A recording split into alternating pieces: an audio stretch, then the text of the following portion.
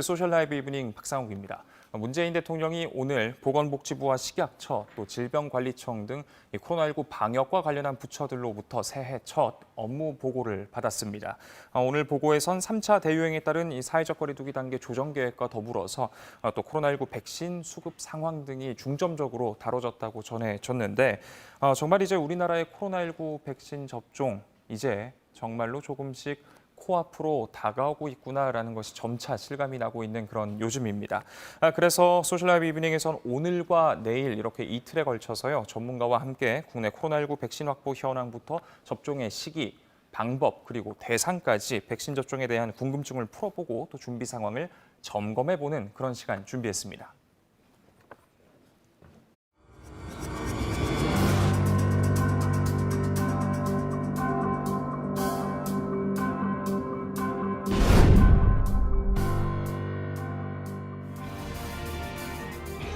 종교단체가 운영하고 있는 대전의 비인가 교육시설에서 127명의 코로나19 확진자가 한꺼번에 나왔습니다. 먼저 학생 2명이 확진 판정을 받았고 이어서 진행된 학생과 교직원 전체 진단검사에서 125명의 감염이 추가로 확인됐습니다. 밀집된 기숙사 생활을 하면서 방역수칙을 제대로 지키지 않았을 가능성이 높습니다. 더 큰 문제는 해당 종교단체가 운영하는 광주광역시의 또 다른 교육시설에서도 환자가 발생했다는 점입니다.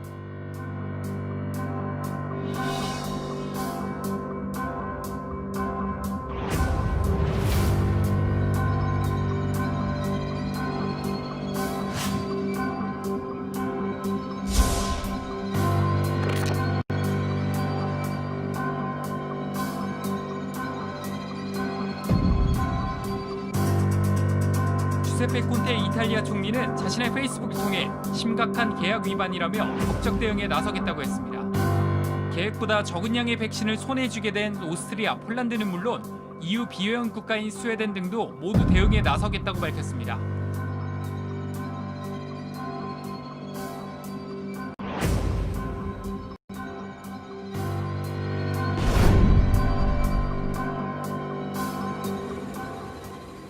네, 최재호 고려대 의대 예방의학과 교수와 한 걸음 더 들어가 보겠습니다. 안녕하십니까? 안녕하세요. 일단 오늘은 이 신규 확진자 이야기보다 이 백신에 관한 이야기부터 좀 먼저 하면 좋을 것 같습니다. 이제 대통령 업무 보고에 복지부 장관, 식약처장, 질병관리청장이 참석을 한 것으로 그렇게 전해졌습니다. 물론 이제 화상회의로 그런 형식으로 진행이 됐습니다만 일단 코로나19 전반적인 내용이 다뤄졌겠지만 무엇보다 이제 28일에 백신 접종 계획 브리핑이 예고가 돼 있는 상황입니다. 그러다 보니까 아무래도 백신 역시 정말 큰 현안 중에 하나였을 것 같은데요. 네, 그렇죠. 아무래도 지금은 백신이 가장 중요하지 않겠습니까? 뭐 국민뿐만 아니고 모든 전문가, 뭐 여야 모두 백신의 접종 계획과 접종을 언제 시기할 것인지가 가장 큰 관심사입니다. 그래서 백신이 이제 굉장히 중요한 현안이 되겠고요. 우선 당장은 백신 접종을 어떤 계획으로 어떤 절차에 의해서 어디서 맞을 수 있는지 그리고 시기는 또 누가 우선순위를 갖고 있는지 그런 부분에 대한 논의가 지금 굉장히 초미의 관심사고 이제 며칠 있으면 발표를 정부가 공식적으로 하게 됩니다. 그래서 그 부분에 대한 논의가 중점적으로 이루어진 것으로 알고 있습니다. 네, 말씀해 주셨다시피 이제 28일에 이 백신 접종 계획 등이 발표가 될 그런 예정입니다. 이제 불과 3일 남은 그런 상황인데 자, 일단 현재까지 정부가 발표한 이 백신의 확보량 총 7,600만 명분입니다. 이 중에서는 이제 이달 중에 계약이 완료될 것으로 예상이 되고 있는 노바백스 백신도 포함이 되어 있습니다. 이제 2천만 명분인데 일단 근데 저희가 앞서서 백신에 대해서 교수님과 이야기를 나눴을 때 그 당시에도 노바백스는 임상 3상이 진행 중이었는데 여전히 아직도 진행 중이라고 이제 전해지고 있습니다. 좀 진행이 더딘 것 아닌가 하는 걱정이 되는데 혹시 어떤 이유에서 이렇게 좀 더딘 걸까요? 네, 노바백스 백신 자체 임상 시험이 워낙에 늦게 시작을 했고요. 시작을 늦게 하다 보니까 당연히 최소한의 걸리는 시간이 필요합니다. 특히 3상 임상 시험은 2만에서 2만 5천 명이 받아야 되기 때문에 그걸 반드시 채워야 되는데 아시다시피 지금 노바백스 백신 접종과 관련해서 3상 임상 시험에 참여하시는 그 고령자분들이 좀 참여를 꺼리고 당초에 뭐 그런 문제도 있고 또 뭐 여러 가지 상황이 좀 있어서 그런 노바백신에 대한 부분은 조금 시간이 기다려야 되는데 그렇다고 아주 늦어진 건 아닙니다. 다만 하여튼 뭐 좀 시간 어쩔 수 없이 시간을 두고 들여다봐야 되는데 아마 그런 면에 또 관심이 있으신 거는 국민 여러분께서 이제 정부가 발표한 백신 수급 계획과 관련해서 있는 그대로 말씀드리면요. 정부가 발표한 내용을 보시면 대부분 국내에 도입 혹은 접종 가능한 것이 분기별로 되어 있습니다. 예. 분기라는 건 아시다시피 3개월이지 않습니까? 3개월에서 언제 어디서 어떻게 들어오는지에 따라서 뭐 3개월 늦어질 수도 있고 한 3개월 빨라질 수도 있고 그래서 그 점이 좀 불분명한 점이 좀 있고요.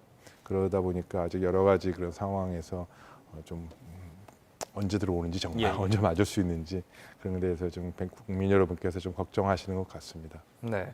지금 그런데 이제 노바백스 같은 경우에는 어떻게 보면은 다른 백신들과 달리 이제 다른 백신들 같은 경우는 아무래도 뭐 mRNA라든지 뭐 익숙하지 않은 그런 형태의 백신이었다면 노바백스는 이제 기존의 전통적인 제조 방법으로 만들어진 백신이다. 그래서 좀 안전성이 상대적으로 보장된 거 아니냐 이런 목소리도 있었습니다. 그런데 이제 이런 분석도 있더군요. 이제 전통적인 방식으로 만들어서 안정성이 있다 손 치더라도 그것이 곧 효과가 있다라는 것으로 직결되진 않는다 이런 이야기도 나오는데. 네네.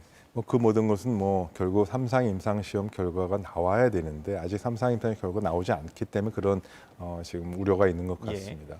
아시다시피 이 노바백스는 단백질 합성에 의해서 만드는 백신이고요. 뭐 이렇게 얘기하시면 잘 모르실 것 같아서 과거에 지금 우리가 전통적으로 한 15년, 20년 써왔던 간염 백신이나 HIV, 에이즈 백신 같은 것이 이제 다 같은 방식이고 따라서 오랫동안 사용해온 경험이 있기 때문에 부작용이라든지 발생 가능한 혹은 추가적인 그런 합병증에 대해서 충분히 어느 정도 추정은 좀 가능합니다만 어찌됐건 그 또한 결국은 새로운 방식의 또 새로운 그 바이러스에 대한 백신이니까 3상 임상 시험 결과가 나와야만 정확한 안전성, 정확한 효과가 몇 %인지를 알 수 있기 때문에 조금 기다려 보셔야 될 것 같습니다. 네. 일단 도입 시점이 다 다릅니다만 좀 일단 가까운 시점에 있는 것들부터 좀 살펴보겠습니다. 저희가 앞서 CG로도 보여드렸었는데 이제 아무래도 코백스를 통해서 들어오는 백신이 가장 먼저 2월 초에 들어온다고 합니다. 이제 화이자의 백신이 될 가능성이 높다라는 이야기도 나오고 있고 또 이제 아스트라제네카 같은 경우가 1분기에 도입이 되는데 문제는 지금 유럽에서 이 두 곳의 백신이 지금 공급의 차질이 빚어지고 있는 그런 상황이죠. 이탈리아를 비롯해서 일부 국가에서는 이제 제약사를 상대로 법적 대응에 나서겠다. 계약을 이만큼 했는데 왜 그 물량을 맞춰서 주지 못하냐.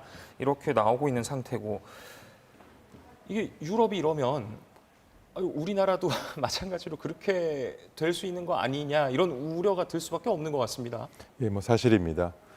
우선 뭐 아스트라제네카 백신이 좀 이렇게 공급이 전 세계적으로 늦어지는 이유는 인도에 위탁 생산하는 공장에서 화재가 발생하면서 생산을 지금 하지 못하는 그런 상황이 됐습니다. 그래서 그러다 보니까 이제 공급이 어쩔 수 없이 차질을 빚게 됐는데 그러면서 이제 우리나라의 경우도 이제 아스트라제네카 백신이 우리나라 SK 바이오사이언스에서 우리나라 위탁 생산하지 않습니까? 그런 면에서 지금 추가적으로 백신을 공급을 받을 수 있는 데는 크게 문제는 없을 것 같다고 정부에서는 얘기는 합니다만 조금 논란은 있는 것 같습니다. 예.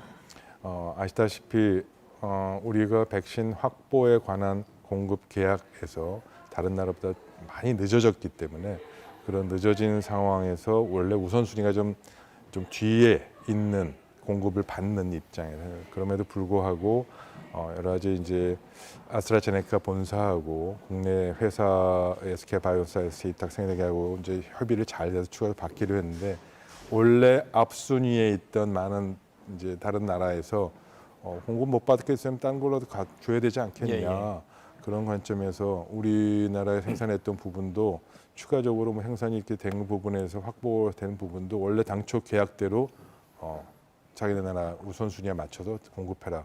따라서 우리나라의 경우도 좀 그런 부분에 있어서 혹여라도 접종 확보가 있어서 좀 늦어지게 되는 거 아닌가라는 그런 우려도 있는 것이 사실이고요. 뭐 많은 국제 기구라든지 해외 전문가분들이 그런 부분들에 대해서 약간 좀 의문을 갖고 있습니다. 네, 그렇다면 이제 중앙방역대책본부에서 워낙에 우려가 나오다 보니까 현재까지 계획에 변동은 없다 이렇게 딱 안심을 할 수 있도록 이야기를 해줬습니다. 네. 그래서 혹시나 변동이 있거나 아니면 이 말을 그대로 믿어도 안심해도 괜찮을까요? 어떻게 보시는지요? 그래도 믿어야겠죠. 우리 예. 정부를 믿어야 되고 또 정부 당국자가 그렇게 얘기하셨으니까 당연히 우리는 좀 그거에 맞춰서 계획을 짜는 것이 맞다고 보고요. 다만 이제 2월 달에 당초 들어오게 됐던 계약 분량은 이제 좀 많지는 않습니다. 이제 예, 예. 의료인에게 맞출 수 있는 부분이고 분기별로 들어와야 되는 아스트라제네카 백신의 총량이 어느 정도까지 될지는 조금은 좀 두고 보고 판단해야 될 것 같고 또 설사 좀 늦어지더라도 어쩔 수 없는 상황이다라는 점도 국민이 또 충분히 납득시켜드리고 이해를 구하는 것도 필요하다고 봅니다. 예. 참 이렇게 백신 공급에 차질이 생기면서 우려가 커지는 이유 아무래도 전파 속도가 점차 빨라지기 때문일 겁니다. 국제사회 차원에서 보면 지금 이제 변이 바이러스 영향으로 굉장히 빠른 속도로 확산세가 이어지고 있는데 그러다 보니까 이제 변이 바이러스로 인해 전파 속도가 빨라지다 보니까 시민들이 백신 접종을 하는 그 속도를 뛰어넘을 정도로 확진자 수가 늘고 있다 이런 걱정들이 나오고 있습니다. 뭐 물론 이제 최소한 아직까지 국내에서는 이 해외에서 발생한 변이 바이러스가 뭐랄까요 이제 검역 단계를 뚫고 지역 사회로 전파가 이뤄진 거는 아직까지는 확인이 되고 있지 않은 그런 상태입니다만 그런데 이게 우려가 갈수록 커지는 이유가 당초 이제 변이 바이러스라고 한다면 치명률은 좀 떨어지더라도 전파력이 강해지고 이렇게 이해를 해왔었는데 지금 영국이었었죠. 영국 정부가 이 변이 바이러스의 치명률이 더 높을 수도 있다 이런 발표를 했습니다. 어떤 내용인 건지. 네, 뭐 그 발표는 저도 뭐 확인해봤고요. 근데 아직 공식적으로 논문이나 아카데믹하게 학술적으로 그 부분을 정리해서 과학적 증거에 기반해서 이야기한 것은 아니고요. 예. 일부 환자들에서의 사망률을 좀 조사해봤더니 이게 뭐 감염력이 기존 코로나 바이러스에서 1.5배에서 1.7배 높은 거에서 더 나가서 사망률도 한 30%좀 증가시키는 거 아닌가라는 이제 우려를 하기 시작했습니다만 아직은 그 부분이 명확하게 확정할 단계는 아니고요. 그래서 조금 시간을 갖고 좀 기다려봐야 될 것 같습니다. 근데 그보다 사실 영국발 변이 바이러스보다 더 중요한 거는 남아공 변이 바이러스입니다. 남아공 변이 바이러스의 최근 보고된 연구 논문에 의하면 이번 저널에 실린 거고요. 이제 동료 검토를 거쳤는데 남아공 변이 바이러스가 오히려 감염력도 높고 사망률도 높은 거에 더 나가서 이 백신을 무력화시키거나 기존 감염 내에서의 그 형성된 자연 항체도 관련 없이 재감염을 일으킬 수 있다는 것에 대해서 우려를 하는 논문이 나왔고요. 그 부분도 역시 뭐 좀 더 기다려보고 추가 연구가 필요하겠습니다만 만약 그러한 부분이 사실로 된다면 조금은 우려스러운 부분이 지금 전문가 사이에 논의가 되고 있습니다. 예.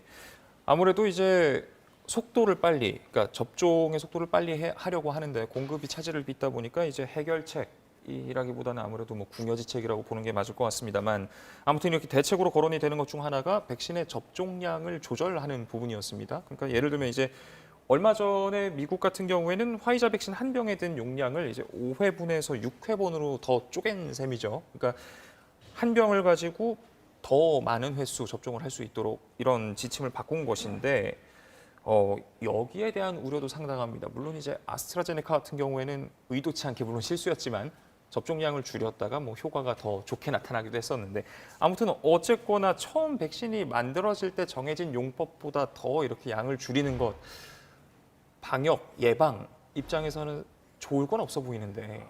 좀 오해가 있으신 것 같아요. 예. 그렇지 않습니다. 5에서 6회를 늘린다고 해서 양을 줄이는 건 전혀 아니고요. 네네. 통상 백신은 그 이제 바이알이라고 합니다. 그 안에 들어갈 때 통상 원래 뭐 5cc를 넣는다, 1cc를 넣는다 그렇게 하면은 5번 넣을 거에 20%를 여유분을 더 넣습니다. 아, 예.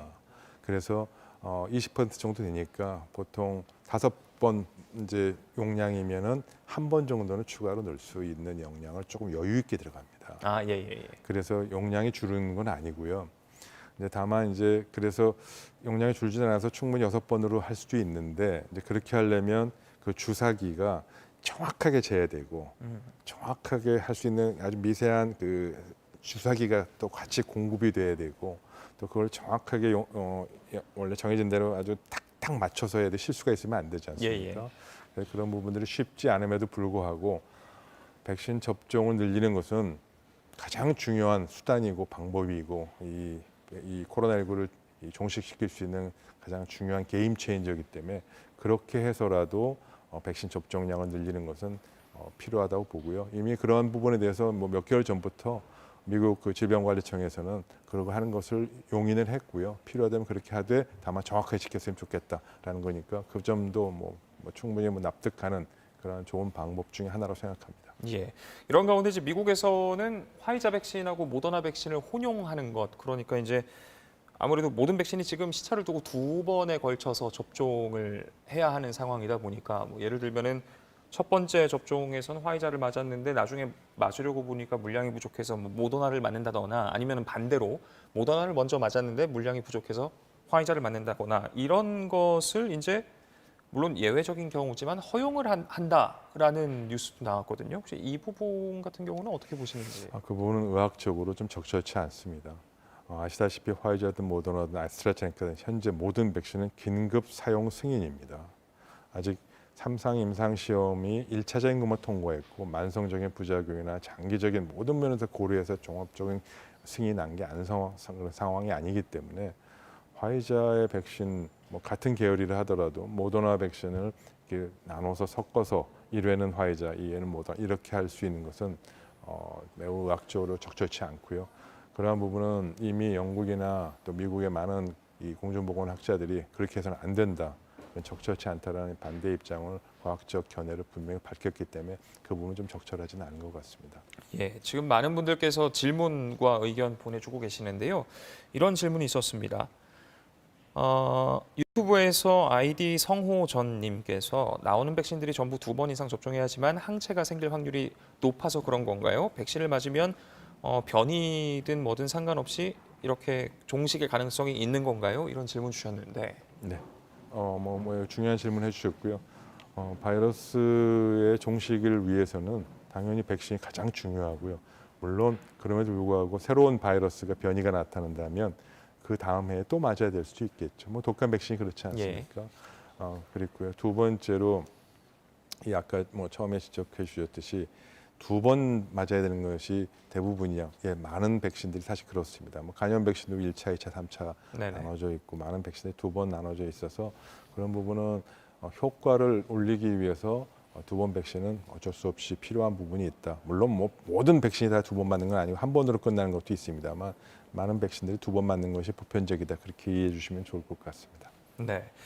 지금 이제 많은 분들께서 궁금해하시는 것들 앞으로 우리의 접종에 관한 문제입니다. 우선순위를 정하는 문제, 뭐 물론 이제 곧 있으면 며칠 있으면 발표가 되겠습니다만은 일단 2월 초에 코백스를 통해서 가장 먼저 국내에 들어올 것으로 예상이 되고 있는 5만 명분 같은 경우 의료진의 이제 우선 접종이 이루어지게 된다라는 이야기가 나왔습니다.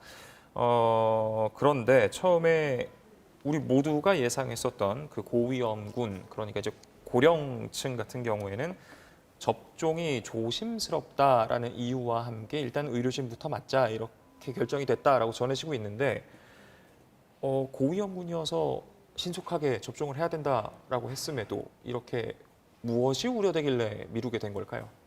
안전성 때문에 그렇죠.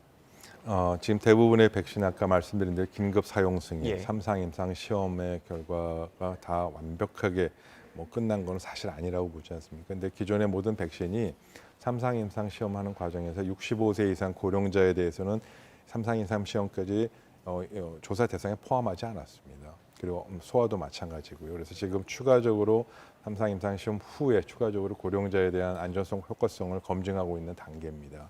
따라서 65세 이상 고령자분들에게 백신 접종 안전성이 확보되지 않은 상황에서 지금 접종하는 것은 적절치 않다는 지적이 이미 몇 달 전부터 계속 있었고요. 예. 또 일본이나 미국이나 영국이나 거의 대부분의 국가가 고령자 부분이 그 접종 대상의 1순위가 아니었습니다. 2순위였습니다. 예. 이제 아까 말씀대로 의료진이 먼저 1순위였고요. 우리나라가 지금이라도 좀 이렇게 바꿔서 참 다행이라고 저는 전문가 입장에 생각하고요. 사실 처음에 한 달 전만 하더라도 정부가 고령자를 1순위로 접종한다 그래서 전문가분들 많이 우려를 했고요. 저 역시도 많이 우려했습니다. 왜 이렇게 하는지 모르겠다. 네. 고위험군 의료인에 해당되는 부분이 오히려 더 중요한데 이 부분에 대한 논의가 계속 있어서 다행히 이제 바뀌게 돼서 그나마 다행이다라고 생각합니다. 예. 이런 가운데 지금 유튜브에서요, 아이디 민초이님께서 이런 댓글 주셨습니다. 지금 뉴욕에 살고 있습니다. 그런데 의료진도 다 공급이 안 되고 있고 의료진 친구나 공립학교 선생님 친구들도 백신 1순위인데 못 받고 있습니다. 그러니까 의료진인 친구 그리고 공립학교 선생님인 친구를 의미하는 것이죠. 그러니 65세 이상 어르신들은 2순위인데도 계속 백신 예약이 취소가 되고 있으니 일반인들은 미국에서도 한 7월이나 돼야 받을 수 있다 예상하니까 이렇게 미국이 자국에 불 끄기도 바쁜데 해외 공급이 빨리 가능할까요? 저희 부모님도 고령이시라 한국에 계시는데 걱정이네요. 이런 의견도 주셨습니다. 이게 참 예, 미국의 상황이 좀 안타깝게 됐습니다. 예. 당초 그 백신 접종과 확보 계획에서 목표했던 것에 비해서 많이 늦어지고 있고요. 네네. 또 지역적으로 편차가 커서 대도시와 또 일부 지역의 경우는 좀 그래도 적절하게 이루어지고 있는 곳도 안 이루어지고 있는 곳에서 뉴욕이나 어디 상황을 놓고 딱 한 일반화해서 얘기하기 좀 어려운 점이 있습니다. 그러나 지금 미국의 경우 백신 접종 계획과 일정이 차질을 빚고 있는 건 사실이고요. 또 그러한 면에서 우리나라도 백신 접종 계획에 일정이 차질이 생긴 거 아니라 우려도 좀 충분히 할 수 있습니다. 네, 그럼에도 불구하고 일부 국가들은 백신 접종이 계획대로 잘 이루어지고 있는 국가들도 있기 때문에 저희가 안 되고 있는 국가를 보고 위안을 삼을 필요는 없겠죠. 우리는 우리대로 스케줄에 맞춰서 잘 되고 있는 당초 목표에 맞춰서 시행하는 것이 필요하다고 보고요. 어차피 우리나라 늦었기 때문에 늦은 대로 더 이상 늦어지지 않도록 최선을 다해서 백신 확보와 접종 계획에 차질이 없었으면 합니다. 예, 이렇게 확보를 하고 신속하게 정확하게 접종을 하기 위해서 많은 고민들이 이어지고 있는 것 같습니다. 저희가 그래픽으로도 준비를 했는데 절차들을 살펴보니까 일단 어플리케이션을 통해서 접종을 예약을 하고 그러고 나서 정해진 날짜에 정해진 장소로 가게 됩니다. 그러고 신원 확인을 하고 나면 문진표를 작성을 해서 진찰을 하고 또 접종을 해도 되는지 확인을 받은 후에 접종을 하게 되는데 접종을 받은 후에 이제 일정 시간 이상 증상이 나타날지 안 나타날지 확인하는 대기 시간을 거친 후 귀가를 하게 됩니다. 그렇게 되면 이제 접종 프로세스가 마무리되게 되는 것이죠. 아무래도 많은 사람들이 한꺼번에 몰릴 것을 대비를 해서 체육관과 같은 큰 장소가 필요하게 될 것 같은데 이런 시설들을 활용을 하려면 뭐랄까요? 단순히 칸막이만 쳐서 될 게 아니라 백신을 보관할 수 있는 냉장 시설을 냉동 시설이랄지 여러 가지 기반 시설들도 많이 필요하게 될 것 같습니다. 예, 당연히 그렇겠죠. 그러나 지금 말씀하신 대로 체육관 같은 장소를 전제하고 백신 접종을 하겠다는 계획은 아직 확정된 건 아니고요. 또 그렇게 하는 것에 대한 위험성도 굉장히 큽니다. 백신 접종을 아까 말씀드린 대로 처음에 문진표 작성하고 동의서 작성하고 접종한 다음에 하는데 최소 한 사람당 한 분당 접종이 완료되는데 1시간 정도 이상 걸릴 거 예상하고 있습니다.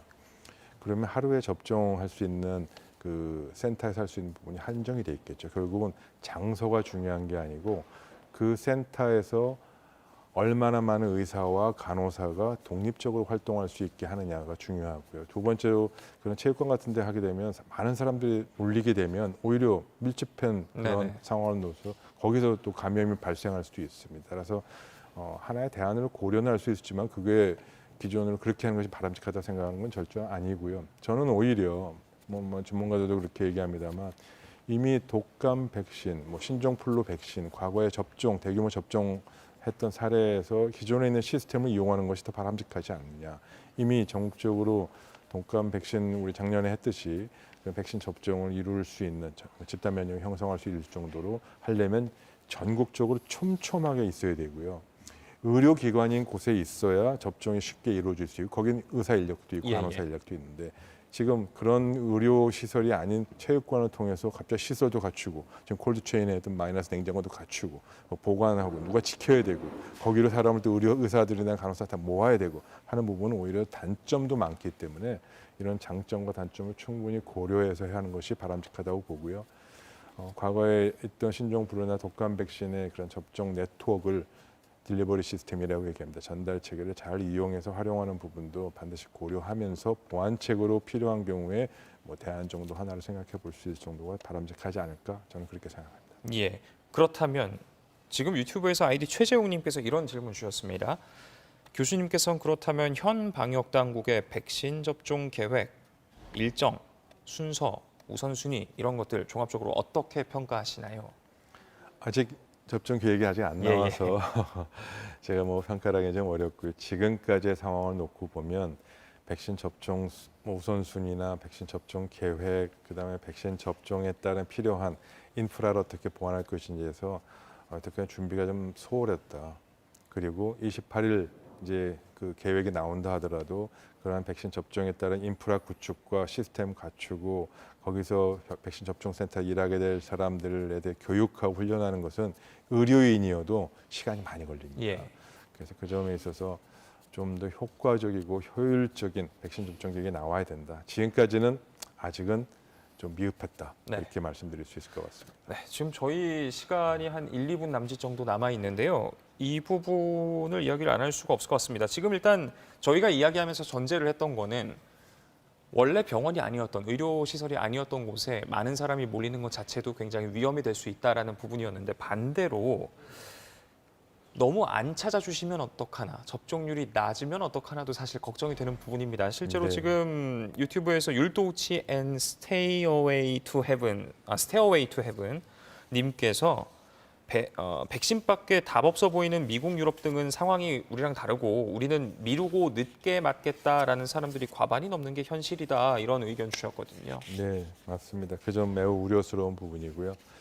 그래서 백신 접종과 관련해서 국민 여러분에게 정확한 정보를 알려드리고 그리고 무엇이 불안한지 그리고 그걸 어떻게 해소하면 되는지에 대해서 원인과 해결책을 같이 고민하고 하는 소통 그리고 잘 알려드릴 수 있는 국민과 함께하는 백신 접종 전략을 만들어가는 이런 모습들이 이런 노력들이 굉장히 중요한 시점이고요.